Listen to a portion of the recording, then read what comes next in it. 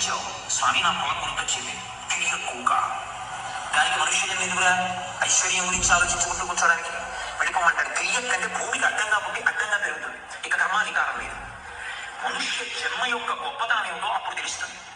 ఇది ఉంది, రామనామం చెప్పగలవు, ఇది ఉంది, గుళ్ళోకి వెళ్ళగలవు, ఇది ఉంది, ప్రవచనం వినగలవు, ఇది ఉంది, ఆవు పాలు పట్టుకెళ్ళి అభిషేకం చేస్తావు, ఇది ఉంది, ఈ చేతితో ఇలా ఎవరికైనా పెడతావు, ఇది లేదు, ఏమీ చేయడానికి లేదు. ఇక ఏ ఉపాధిలో ఉన్నా సరే, ఇక్కడ ప్రవచనం జరుగుతోంది, ఓ కుక్క విన్నామని లోపలికి వచ్చిందనుకోండి, లోపల ఉన్న జీవుడికి ఏదో కొంత సంస్కారంలో ఉండి ఉండనిస్తారా? బయటికి తోలిస్తారు కుక్కని. ఏ ఇతర ప్రాణి లోపలికి రావడానికి వీల్లేదు. ఒక్క మనుష్య ప్రాణి విన్నా వినకపోయినా వాడు వచ్చి కూర్చుంటే ఊరుకుంటాడు. ఈ ఉపాధికి ఉన్న గొప్పతనం. ఇది ఎంతకాలం ఉంటుంది బలంగా?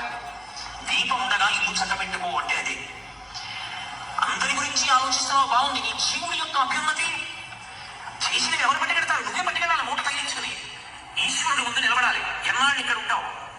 ఎప్పుడో ఒకరు వెళ్ళి నిలబడాలా? ఇంట్లో ఉన్నటువంటి అన్నం ఉండేటటువంటి గుండిగలు ఉంటాయి, అక్కడ మీద పెడతారు. ఎప్పుడైనా శుభకార్యాలు వస్తే కిందకి దిగుతారు. ఆ గుండిగకు ఉన్నంత వయస్సు ఇంట్లో ఎవరికీ ఉండదు. ఆ గుండిగ ఉంటుంది 100 ఏళ్ళు, 200 ఏళ్ళు, 3-4 తరాలకి పెళ్లిళ్ళు అవుతాయి. నా ముత్తాత గారి పెళ్లికి ఇందులోనే వారిచేటండి అంటారు. ఏది ముత్తాత గారు, ఏది తాతగారు, ఏది తండ్రి గారు, ఇంతమంది వెళ్ళిపోయారు. గుండిగకు ఉన్నంత వయస్సు మనకు ఉండదు. కానీ గుండిగ పుణ్యం చేయదు, ఈ పుణ్యం చేయగలం. కోరి కోరి ధర్మమునందు అనురక్తి కలగకపోతే తర్వాత తిరియక్కుగా వెళ్ళిపోతావు. ఒకసారి తిరియక్కుగా వెళ్ళిపోయాడు అనుకోండి, మృత్యువునందు కూడా స్వాతంత్రం లేదు.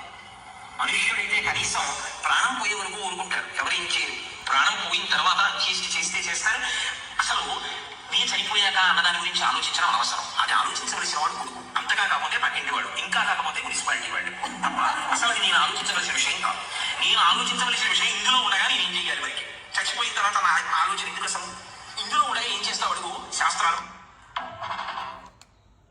అందుకే మనం బతుకున్నప్పుడే చేయవలసిన మంచి కార్యాలన్నీ చేసేసుకోవాలి.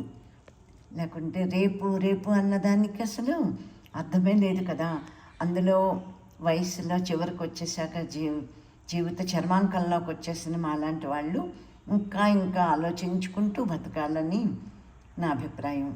ఎవరైనా సరే ఏమన్నా మంచి మంచి కార్యక్రమాలు చేయాలనుకున్నప్పుడు మనసులో ఉంటాయి కదా చాలామందికి కోరికలు, అవి చేసేసుకోవాలి.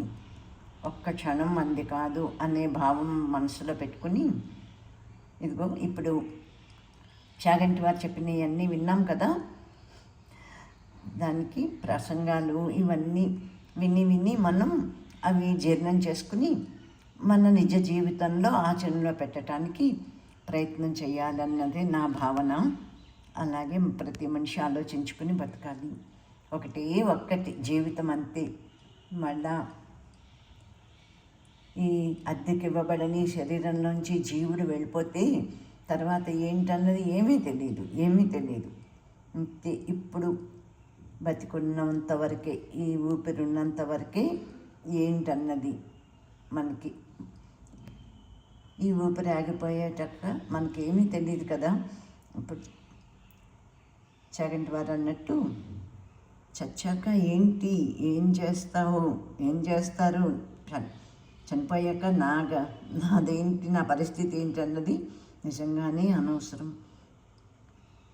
భగవంతుడి దగ్గరికి చేరుకున్నాక అడిగితే సమాధానం చెప్పటానికి, ఇదిగో నేను ఈ కార్యక్రమం చేసొచ్చాను స్వామి అని చెప్పటానికి మంచి కార్యాలు మనం సమాధానాలు దగ్గర ఉంచుకుని మన ప్రయాణాన్ని ముగించాలి.